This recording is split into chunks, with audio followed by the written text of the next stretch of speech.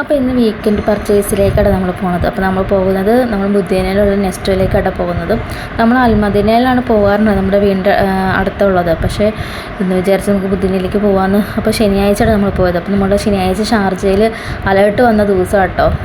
എന്ന് വെച്ച് കഴിഞ്ഞാൽ ഇപ്പോൾ യുദ്ധം ഇത്ര ദിവസമായിട്ടും ഷാർജയിലേക്ക് ഇങ്ങനെ അലേർട്ട് വന്നിട്ടുണ്ടായിരുന്നില്ലായിരുന്നു. എൻ്റെ ഒരു അറിവിൽ എനിക്കിതൊരു അലേർട്ട് വന്നിട്ടുണ്ടായില്ലായിരുന്നു. പക്ഷേ ഇന്ന് ആദ്യമായിട്ട് അലേർട്ട് വന്നിട്ടുണ്ടായിരുന്നു. പക്ഷേ നമ്മൾ പോയത് ഉച്ച സമയത്തൊക്കെ പോയത്, രാവിലെയാണ് അലേർട്ടും കാര്യങ്ങളൊക്കെ വന്നത്. അപ്പോൾ അലേർട്ട് വരുമ്പോൾ നമ്മൾ സേഫായിട്ടിരിക്കാം. നമ്മൾ തുറസായ സ്ഥലത്ത് നിൽക്കാൻ പാടുന്ന ഒരു അലർട്ടിൽ പറയുന്നുണ്ട്. നമ്മൾ സേഫായിട്ടിരിക്കാം. അപ്പോൾ ഇതേ നെക്സ്റ്റ് ചെന്നപ്പോൾ ഭയങ്കര തിരക്കായിരുന്നു കേട്ടോ. ഭയങ്കര തിരക്കെന്ന് വെച്ച് കഴിഞ്ഞാൽ ഭയങ്കര തിരക്കായിരുന്നു. ഫിഷ് കട്ട് ചെയ്തതിനൊക്കെ അരമണിക്കൂറോളം വെയിറ്റ് ചെയ്തിട്ടാണ് ഫിഷ് കട്ട് ചെയ്തൊക്കെ വാങ്ങിച്ചത്. അത്രയ്ക്കും തിരക്കായിരുന്നു. കാരണം ഇപ്പം നോയമ്പിൻ്റെ സമയങ്ങളും പിന്നെ ഉച്ച സമയങ്ങളൊക്കെ ആയിരുന്നല്ലോ, അതുകൊണ്ടായിരിക്കാം. അപ്പോൾ നമ്മൾ കുറച്ച് സാധനങ്ങളൊക്കെ വാങ്ങിച്ചായിരുന്നു. കുറച്ചല്ല, നമുക്ക് ആവശ്യത്തിന് സാധനങ്ങളൊക്കെ നമ്മുടെ കയ്യിൽ ഉണ്ടായിരുന്നു. പിന്നെ കുറച്ച് സാധനങ്ങളൊക്കെ വാങ്ങിച്ചു. അപ്പോൾ കപ്പ വാങ്ങിച്ചായിരുന്നു, കപ്പയും ചാളയും. അപ്പോൾ നല്ല ചാളയായിരുന്നു കേട്ടോ. അപ്പോൾ വേഗം ഞാൻ വീട്ടിൽ വന്ന് കപ്പയും ചാളയും അതുപോലെ തന്നെ നല്ല കാപ്പി ഉണ്ടാക്കി കുടിച്ചു കേട്ടോ. ഭയങ്കര ഒരു ആഗ്രഹമായിരുന്നു കപ്പ കണ്ടപ്പോൾ കപ്പയും ചാളക്കറിയും കഴിക്കണമെന്ന്.